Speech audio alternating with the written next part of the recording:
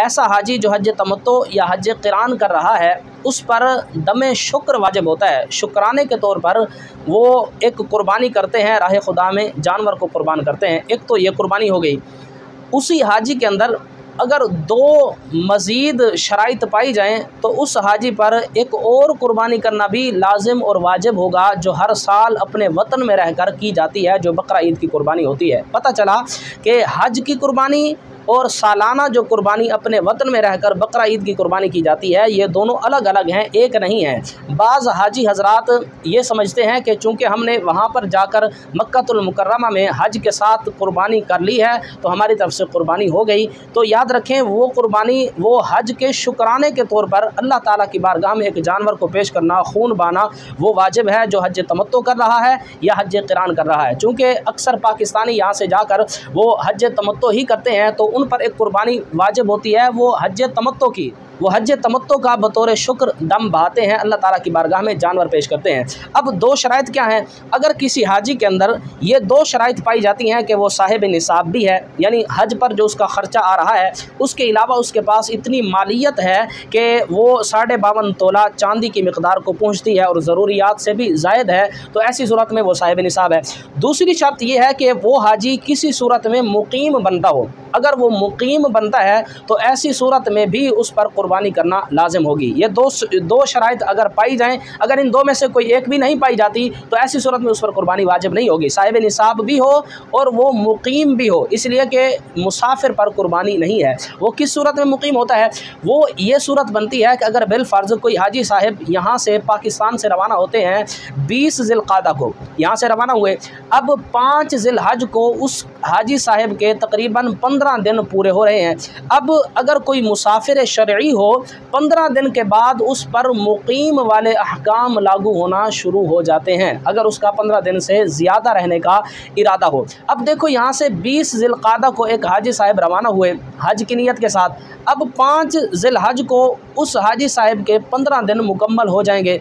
अब 5 के बाद उसने 8 को मिना और मुज़दलिफ़ा की तरफ रवाना होना है। अब चूँकि 15 दिन से ज़्यादा अय्याम उसके मक्कातुल मुकर्रमा में गुज़र रहे हैं, अब उस पर जो अहकाम लागू होंगे वो मुसाफिर वाले नहीं होंगे बल्कि मुकीम वाले होंगे। अब अगर वो साहिब निसाब भी है, मुकीम भी बन रहा है, तो उस पर 2 कुर्बानियाँ होगी। एक हज तमत्तो करने की वजह से जो बतौर शुक्र उसने अल्लाह ताला की बारगाह में शुक्राने के तौर पर एक कुर्बानी करनी है, एक वो वहाँ पर कुर्बानी करेगा, और दूसरी कुर्बानी उस पर वो लाजिम है जो उसके साहिब निसाब होने की वजह से उस पर लाजिम आ रही है, वाजिब हो रही है। अगर कोई हाजी साहब यहाँ से रवाना होते हैं बिलफर्ज 1 ज़िलहज को, 5 ज़िलहज को, यानी वो अय्याम कुर्बानी के अंदर मुसाफिर होते हैं, मुकीम नहीं होते। अय्याम कुर्बानी 10, 11, 12 ज़िलहज, ये 3 दिन कुर्बानी के अय्याम हैं, यानी वो इन अय्याम के अंदर मुसाफिर होते हैं, मुकीम नहीं होते, तो ऐसी सूरत में उस पर कुर्बानी करना लाजिम नहीं है, अगरचे वो साहिब निसाब भी हों। ये बात आप ज़हन नशीन रखें।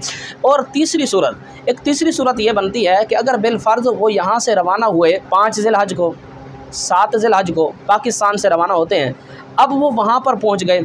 अब चूँकि मिना में जाने के बाद, मिना में जो आखिरी दिन कंकरियाँ मारी जाती हैं 12 ज़िलहज को, 12 ज़िलहज ज़िवाल के बाद, अब एक हाजी साहब 5 ज़िलहज को रवाना हुए थे पाकिस्तान से, उन्होंने जाकर 8 ज़िलहज के बाद वो अपने मुज़दलिफ़ा और मिना की तरफ रवाना हुए।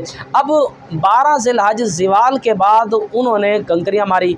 कंकरियाँ मारने के बाद अब वो हाजी मिना से रवाना हुए, मक्कातुल मुकर्रमा आ गए। अब उनका इरादा 15 दिन से ज़्यादा मज़ीद मक्कातुल मुकर्रमा में रहने का है, चूँकि हाजी जो वापस तशरीफ़ ले आते हैं, वापस आने में तकरीबन मुहर्रमुल हराम का पहला अशरा गुजर जाता है, यानी इतने दिन वो वहाँ पर रहते हैं। अब एक हाजी साहब जिसने 12 ज़िलहज को कंकरियाँ मारी ज़िवाल के बाद, और उसके बाद वो मिना से रवाना हुए और मगरिब से पहले मक्कातुल मुकर्रमा में पहुंच जाते हैं, और उनका इरादा मज़ीद 15 दिन से ज़्यादा मक्कातुल मुकर्रमा में रहने का है। अब देखो 10, 11 और 12 ये 3 दिन अय्याम कुर्बानी हैं, कुर्बानी के दिन हैं 12 की मगरिब तक, 12 ज़िलहज की मगरिब तक। अब 12 ज़िलहज की मगरिब होने से पहले पहले हाजी साहब मक्कातुल मुकर्रमा में पहुँच गए।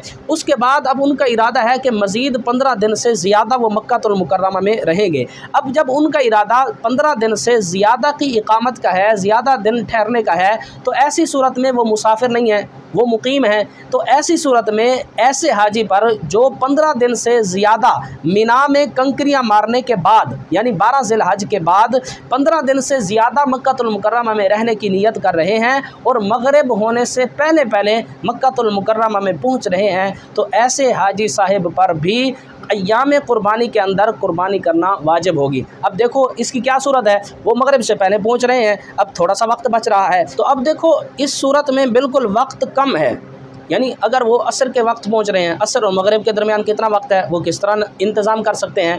तो ऐसी सूरत में हाजी साहिबान को पहले से एक तरतीब बना लेनी चाहिए। जब वो पाकिस्तान से रवाना हो रहे हैं, उनको एक तरतीब बना लेनी चाहिए। उनको पता हो कि अगर हम वहाँ से आखिरी दिन 12 ज़िलहज वाले दिन ज़िवाल के बाद हम जल्दी अगर जमरात से और कंकरियाँ मारने से फ़ारिग हो जाते हैं और जल्दी हम मक्कातुल मुकर्रमा में पहुँच जाते हैं और मक्कातुल मुकर्रमा में हमारे रहने का 15 दिन से ज़्यादा का इरादा है, तो ऐसी सूरत में अपनी तरफ से किसी को पाकिस्तान में वकील बना लें कि हमारी तरफ से तुमने कुर्बानी करनी है। और वकील बनाने की सूरत में एक ये बात भी ज़हन नशीन रखें कि जहाँ पर वो शख्स है जिसकी तरफ से कुर्बानी की जा रही है और दूसरा वो शख्स जो किसी की तरफ से कुर्बानी कर रहा है, ये दोनों शख्स जिस जिस मकाम पर हैं, दोनों मकामात पर अय्याम कुर्बानी का होना ज़रूरी है। यानी अगर बिलफ़र्ज़ हाजी साहिब मक्कातुल मुकर्रमा में हैं, उनकी तरफ से कोई शख्स पाकिस्तान में उनका वकील कुर्बानी कर रहा है, तो अब हाजी साहिब अगर मक्कातुल मुकर्रमा में है, वहाँ पर 11 ज़िलहज है और पाकिस्तान में 10 ज़िलहज है।